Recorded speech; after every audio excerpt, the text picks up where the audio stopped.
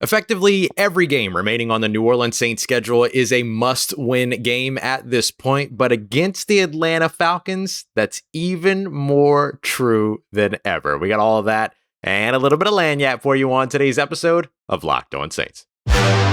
You are Locked On Saints, your daily New Orleans Saints podcast, part of the Locked On Podcast Network, your team every day.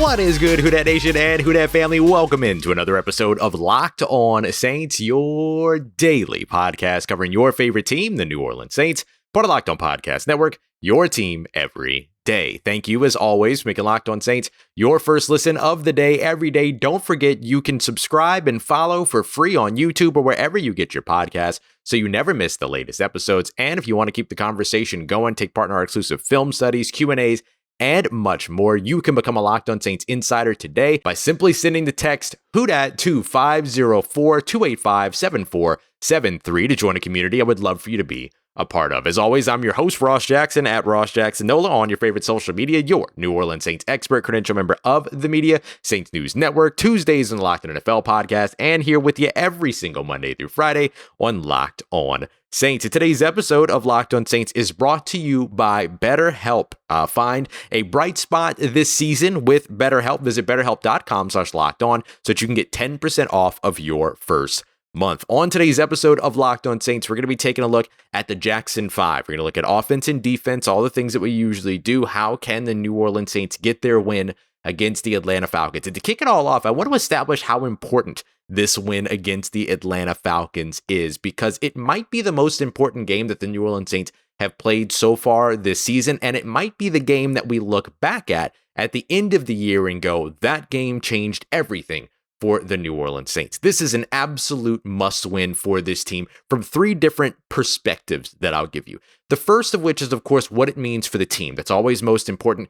Getting a win for your team is the paramount concern around any NFL football game, any NBA football game, any time that you and your buddies go out there and play, some pickup or whatever. Winning for the team, winning for the squad, doing it for the culture, that's the most important thing every single time. This is a game that could end up having, of course, playoff implications, which is, very astute of you to say, Ross. It's a divisional game. Of course it does.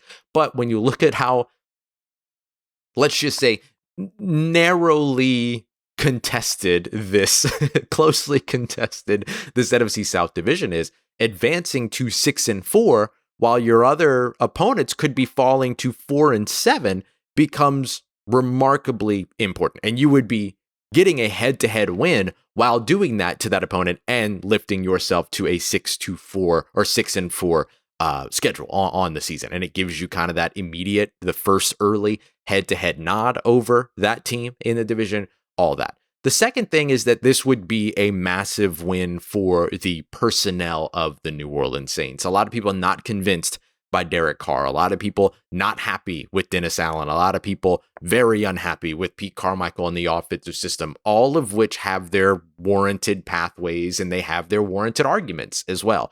Mostly the Derek Carr part, I think, has the most warranted arguments. The other things with the coaching staff and stuff like that, I think there's a little bit more against than for. But here's an opportunity to get something going for you, to start to build some momentum if you're that New Orleans Saints coaching staff. We spoke early on this week about whether or not the Saints coaching staff was on the hot seat. And I think for the most part, guys like Pete Carmichael are absolutely on the hot seat this season. And I don't know if he's back one way or another next year based on what this offense has looked like just through the first 10 games.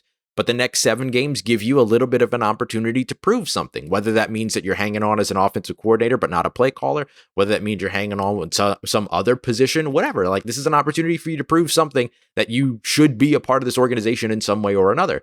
For Dennis Allen, who, look, is one of the career-wise one of the worst coaches in terms of win-loss record through their first 60 games as a head coach. None of that's deniable, right? Like, there's hard numbers out there that show, like, hey, this might not be working. And then the team itself, if they go a third year without a playoff appearance, that becomes an even bigger stain on all that. But I could see them maybe having a little bit more patience, a little bit of a longer leash with Dennis Allen, because Dennis Allen just got his quarterback just got his staff built, maybe could make another big change to that staff now that he has something to offer a potential offensive coordinator to come in, which the Saints did not have at all over the course of last offseason. All those things. Remember, because you have to hire those coordinators well before free agency opens up, well before the draft happens, all that. The Saints had nothing to sell to an offensive coordinator at that time. So maybe an offensive coordinator changes everything for Dennis Allen's outlook. So I could see why the Saints would have a little bit more patience there. Would I? Not necessarily, depending on how things go. So losing a game like this when it comes to the big time division game, coming off the bye week, getting every opportunity over the course of the past 2 weeks to do that reset. I know you're without Michael Thomas, but you've managed that the majority of games over the past 3 years. That's not an excuse. I know that you're without Marshawn Lattimore, but you won without Marshawn Lattimore a ton last year, even though Marshawn Lattimore missed a lot of time with that lacerated kidney injury and complication. That's not an excuse, right? So the Saints should be able to come out here and win this game. The third thing is to get the fans back involved. Like, if you haven't seen Jono Barnes' newest video, worth your time, around how even picking the Atlanta Falcons to win can end a marriage, right? Like the New Orleans Saints fan base wants a win here. And they love I know it's not at home, but it doesn't matter because it's at second home, second breakfast, second dinner, second home. Mercedes-Benz Stadium in Atlanta.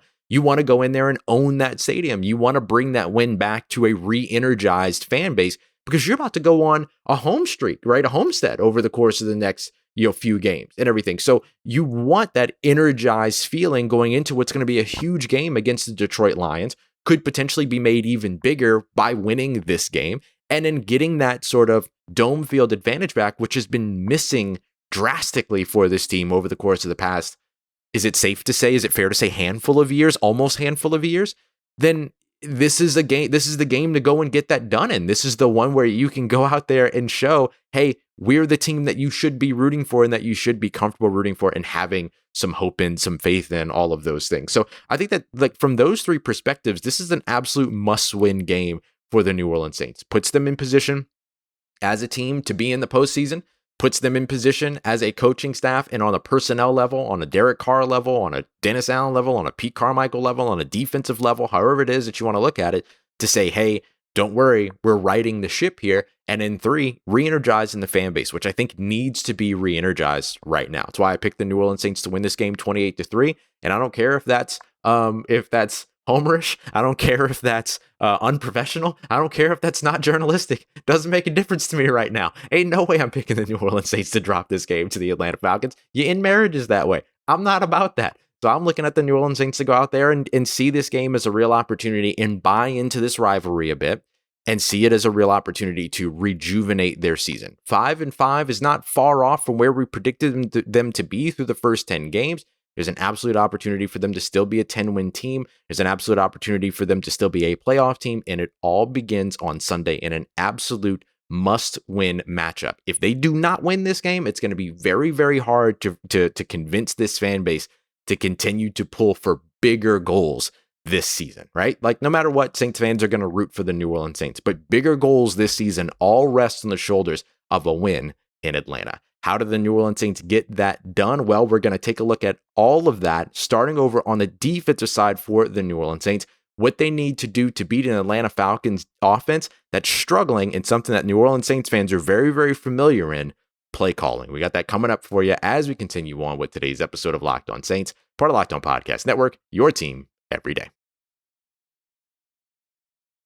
Today's episode of Locked On Saints is brought to you by our friends at FanDuel, America's #1 sportsbook and our official sports betting partner here on the Locked On Podcast Network. Right now, the New Orleans Saints now favored on the road. They were originally road dogs, now favored -1.5 going up against the Atlanta Falcons. Maybe some line shifts there based upon where people are betting. Maybe a little bit kind of leaning in to the Saints' favor because they have their starting quarterback back as well, and Derek Carr, who's off the injury report, clear concussion protocol, ready to go in this game. So whether you like the New Orleans Saints as favorites, maybe you don't like them as favorites in this game, FanDuel is absolutely a spot for you to go. There's also some Black Friday football action you can get in on as well. So go and check it all out because right now new customers are going to get $150 in bonus bets by winning a simple $5 money line bet. Pick a heavy favorite, get immediate 30-1 odds on it. It does not get any better than this. That's $150 if your team wins in bonus bets. So visit FanDuel.com/lockedon to keep the NFL season rolling. FanDuel, official partner of the NFL. All right, family, continuing on with today's episode of Locked On Saints. I hope everybody had a happy and safe Thanksgiving. Know that I am very thankful for you and for being here for another episode of Locked On Saints. All you everydayers out there making us your first listen of the day every day. So let's get to the Jackson 5, the 5 things the New Orleans Saints need to do to win this game. We're going to kind of go through these. I have these listed in order of priority because I thought that would be more important, but then we're going to focus on defense and then offense to just kind of split things up a little bit more neatly. But let's go over all 5 of these takeaways first, and then we'll kind of get into the rest. So as we get started here, the number one thing on my list for a Saints win against the Atlanta Falcons comes down to making Taysom Hill a humongous focus in the game plan. We're going to discuss that in just a moment, but that's number one for me. Over on the defensive side, number 2, forced turnovers, and then in partnership with the offensive side, the complementary football question here, make sure that you're scoring off of those turnovers as well. Number 3, make plays at the quarterback, meaning don't just get after him, don't just pressure him, but get to Desmond Ridder to cause a little bit of confusion, a little bit of panicking for him, all those other things.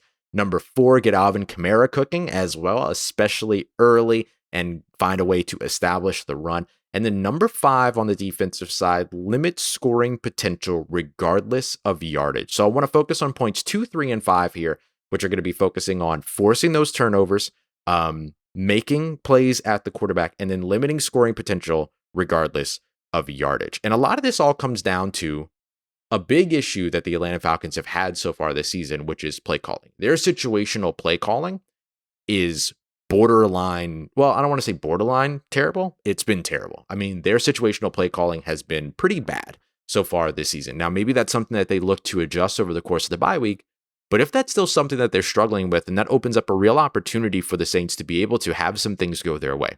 Let's go back to the Chicago Bears game. Chicago Bears game, 3rd and whatever, 3rd and 2, they end up having a holding penalty, could have been 4th and 2. Saints instead elect to back them up to a 3rd and 12. Tyson Bagent runs, picks up the first down. But before he picks up the first down, everybody kind of thought he was short, 4th and 1. Matty Reflus and the Bears, they send out the field goal unit, and then they go, never mind, wait. They bring the field goal unit back out. Then they bring the offense back on, and then all of a sudden they find out that it's 1st and 10, and so the offense goes back on.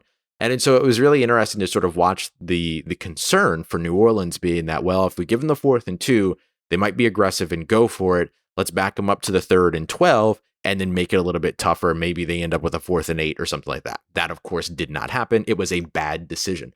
But the thing that I want to highlight about all of it was the situational play calling by the Chicago Bears. They were about to send the field goal unit out on 4th and 1. And the Saints were concerned that they would do that on a 4th and 2, right? So, or wouldn't do that on a 4th and 2. If Chicago goes out there and sends that field goal unit out on 4th and 2, kicks the field goal, then all of a sudden we're talking about that game very differently because we're not talking about 2 touchdowns in the first 3 possessions for the New Orleans Saints defense. And so when you look at Atlanta, where that correlates is that Atlanta makes a lot of those same dumb decisions. They also don't utilize their best players in the red zone. They don't utilize their best players in short yardage situations or haven't leading up to this point.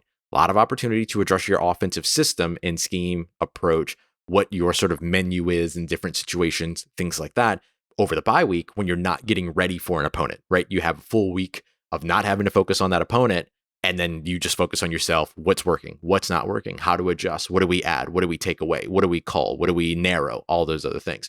So perhaps Atlanta has done that, but if they haven't, then the New Orleans Saints should get a lot of opportunities to take advantage of turnovers, because not only do you get to take advantage of the takeaways that you force, but if they decide that they're punting on a 4th and 1 from their own 45 or something like that, or from your 45, then the next time that wipes away a possession. So that next time that you get that interception, you're not coming off of a possession where you just gave up a touchdown. You're coming off of a punt possession to an interception, right? So I think that something about that momentum can absolutely be helpful for New Orleans. So they have to force those turnovers, force those takeaways, and take advantage of that bad play calling.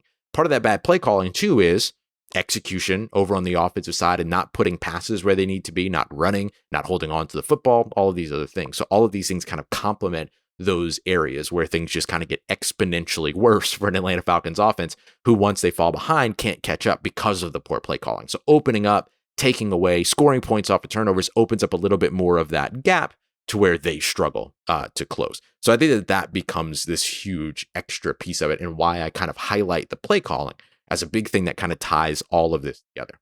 Over on the defensive side as well, making plays at the quarterback. Part of that poor play calling situation for Atlanta is that you have, a bad first down, bad second down, you're into a third and long. That gives the New Orleans Saints the opportunity to be able to pin their ears back, create some pressure, go after the quarterback, and actually hopefully make some plays on the quarterback, get the ball on the ground, do all of those things. And Carl Granderson has been excellent with that. 5.5 sacks on the season. He's also forced multiple fumbles. I think continuing to kind of force those impact fumbles at the quarterback is one of those things that's been missing in the New Orleans Saints defense for years and years and years. We've heard Cam Jordan talk about it preseason, offseason training camp and everything for probably the last three seasons or so. So I think that that's one of those things that you end up being able to benefit from, is having to force them to hold onto the ball, because the poor play calling and execution on first and second down is backing them up into third down. And this should sound familiar because this is a lot of what haunts the New Orleans Saints so far too. The majority of the sacks that they've given up so far this year have been on third down, like the vast majority. And so I think you want to help Atlanta kind of play into that same situation, and then more importantly, take advantage of it when you're there. So I think that's why it's important to make plays at the quarterback, not just pressure the quarterback a little bit. The next thing I want to look at, and finally, is limiting scoring potential regardless of yardage. I'm going to be very, very honest with you here. I don't care if the Atlanta Falcons go out there and put up 500 yards of total yardage on the New Orleans Saints. Couldn't care less.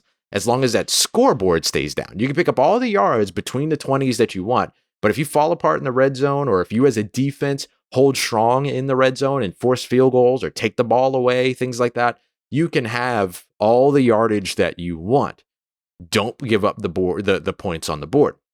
And I'm not going to be surprised at all if we see the New Orleans Saints go back a little bit to their bend don't break kind of situation. They've been doing a lot of breaking over the course of the first half of the past 5 games, giving up over 18 points in each of those 5 games in the first half, while the offense is scoring just over 10 points in that same stretch of time. So you give up all the yardage. Don't care about the yardage. Whatever about the yardage. Don't give up the points. Can't get weak in the end zone. And that's going to be a little bit tough. You're not going to have Marshawn Lattimore. I get all that. But ideally, Isaac Yiadom steps in. He ends up being your starter opposite, or your guy opposite Paulson Adebo in the nickel sets, which is where you'll see Alontae Taylor go back into the slot. You might see Alontae Taylor on the outside, the 3 linebacker sets, and in the 4 DB sets, which are kind of like the base sets, if you will. But for the most part, Isaac Yiadom had looked fantastic early on this season. For a little while, he was like one of the highest rated corners in the NFL over the course of the time that he had come in playing in relief of Paulson Adebo. And Paulson Adebo is absolutely balling out right now, and deserves to be in that conversation so far, especially if he keeps up this level of play, of the young DBs that lead the next generation of defensive backs and cornerbacks into like the next heyday of those young defensive backs and rookie contracts, getting on second contracts, all that kind of stuff. So even that tandem with, a spicy Alontae Taylor that's going to be in the middle of all of it, I think is going to be, big time for New Orleans. So I think that you don't worry about the yardage as much in this one. You worry about the scoreboard, keeping points off the board, but you got to put points on the board if you're the New Orleans Saints offense. And for me, that starts and ends with Taysom Hill, with a little bit of an extra advantage, because the New Orleans Saints know exactly what it is that Atlanta wants to do on defense, because Atlanta's defense is New Orleans defense. Let's talk about how that will end up impacting this game as we continue on and wrap up today's episode of Locked On Saints, part of Locked On Podcast Network, your team every day. Today's episode of Locked On Saints is sponsored by BetterHelp. BetterHelp Therapy Online is absolutely awesome, and especially at times like this, right? The holidays and stuff like that, things can get a little bit, it's the season, a lot of memories, a lot of family stuff, a lot of dealing with family, being around family. Sometimes it's enjoyable, sometimes it's not. Let's just be real. It's just life. It's okay. And you want to have somebody to talk to about it that's maybe completely removed from the situation, maybe not dealing with the same things that you're dealing with or seeing the things that are happening. You just get to share your side of the story. And that's what therapy helps with. Gives you somebody that is this, very unbiased, there for you in your best interest, listening ear that can give you a little bit of advice on how to, navigate certain situations, all of that. It's awesome. And that's what BetterHelp gives you from the comfort of your own home. Licensed therapist. It is more affordable than traditional therapy as well. Plus, no traffic. I know you hate traffic. I hate traffic too. BetterHelp is awesome. So I highly, highly recommend that you go and check them out today to help find a bright spot for your season with BetterHelp. Visit BetterHelp.com/locked-on to get 10% off of your first month. That's BetterHelp, HELP.com/locked-on.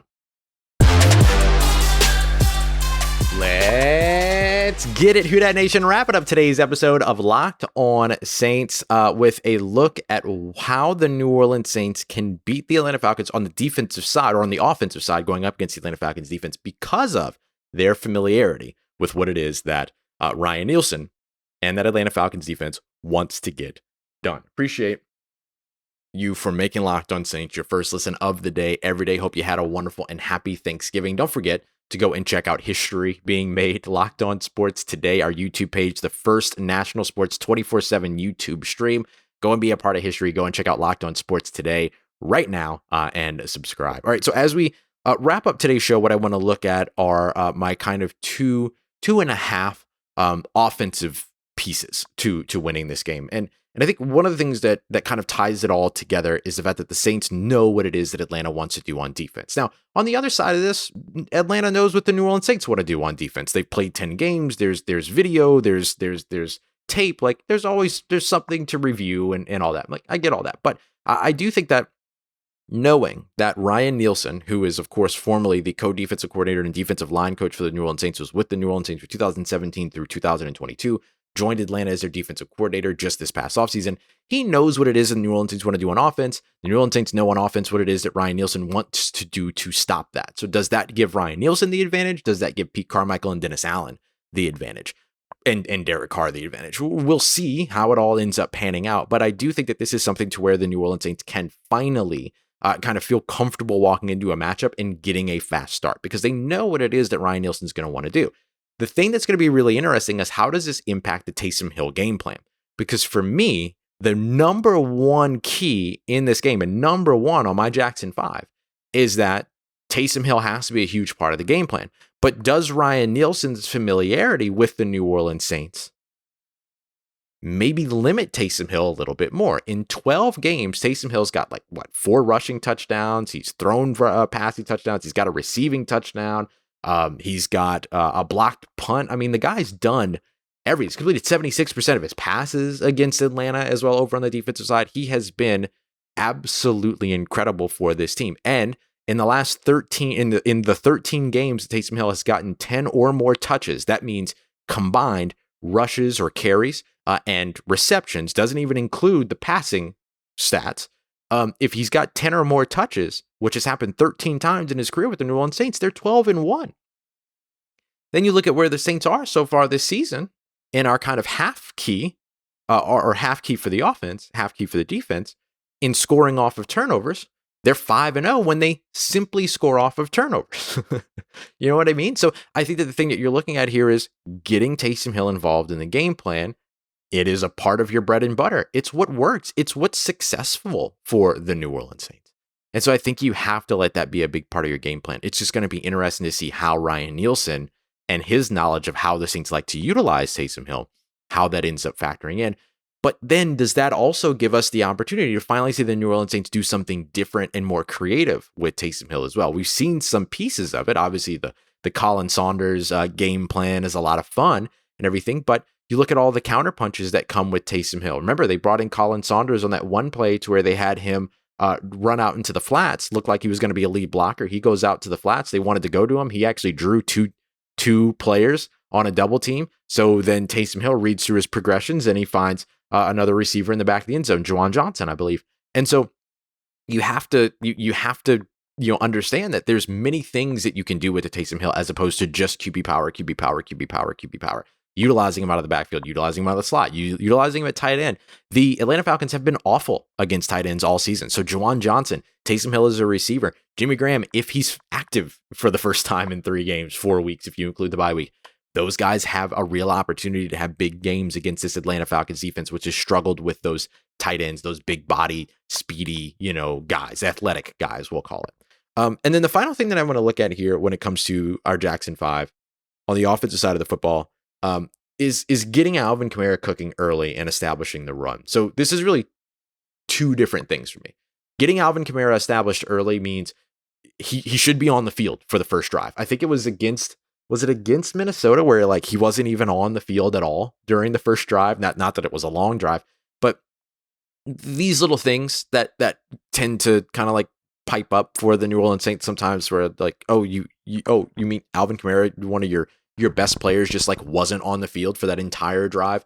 Let's not, right? Like, let's get all of the guys involved. Don't spend time getting, I know the value of getting Jamal Williams involved. I predicted that Jamal Williams would have more rushes and more rushing yardage, barring injury, which we saw impact this season, this year. That doesn't look like it's going to be the case any longer. But that means too that like not only do you need to establish Jamal Williams in your run game, but get Alvin Kamara established in your run game. Like he's the most important part of your offense to an extent. Now that you don't have Michael Thomas, Chris Olave steps up into that more featured role again. A.T. Perry maybe gets more opportunities. We'll see if Marquez Callaway's active.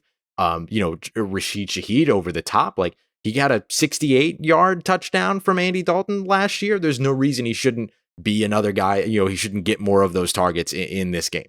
So I just think that like this is one of those games where when you're looking at the New Orleans Saints opportunity to be able to establish themselves, build from the ground up with a Taysom Hill, Alvin Kamara game plan, and then open up the passing game because of the weaknesses of that Atlanta Falcons defense with tight ends, the strength of your offense with your pass catchers, all of those things. There's no excuses. There's just simply no excuses to go in and lose this game, right? This is a game where you either go in and you win or they have to beat you. And if the Atlanta Falcons beat you, that's going to create a lot of issues for the New Orleans Saints here moving forward this season, not the least of which being the fan base, but also looking into the things that we highlighted earlier on in the show, what it means for your team in a playoff scenario, what it means for your team in terms of the division, and what it potentially means for your personnel, because clearly something's not working if that's the case, and you're coming off of a bye week, an opportunity to reset all of these things. But I think the New Orleans Saints are going to win this game. I'm not a hope person. I'm not a faith person or anything like that. I genuinely believe that the New Orleans Saints walking into this game have the opportunity and have what they need to be able to get a win. They just need to not shoot themselves in the foot, and they need to not let the Atlanta Falcons beat them. We'll see how it goes. Now, no matter what happens in this game, we will have you all covered right afterwards, after post-game availability, media availability, all that stuff, live from Mercedes-Benz Stadium. Come through for the postcast, get all the information, all the reactions, all the analysis for after that game. I hope that you've all had a wonderful weekend, a wonderful holiday, and I look forward to seeing you here on Locked On Saints here again soon. Thank you very much as always. Make it as your first listen of the day every day. Make it as a part of your day, part of your routine for saying yes to me and the show. As always, if you see me, please say hi. If you need anything else around your New Orleans Saints in between these episodes, make sure you follow me on your favorite social media at Ross Jackson, NOLA. Hit me up. Let me know how the family's doing. Let me know how you're living. Let me know how you're momming them. And trust Who Dat Nation, I'll holla at you.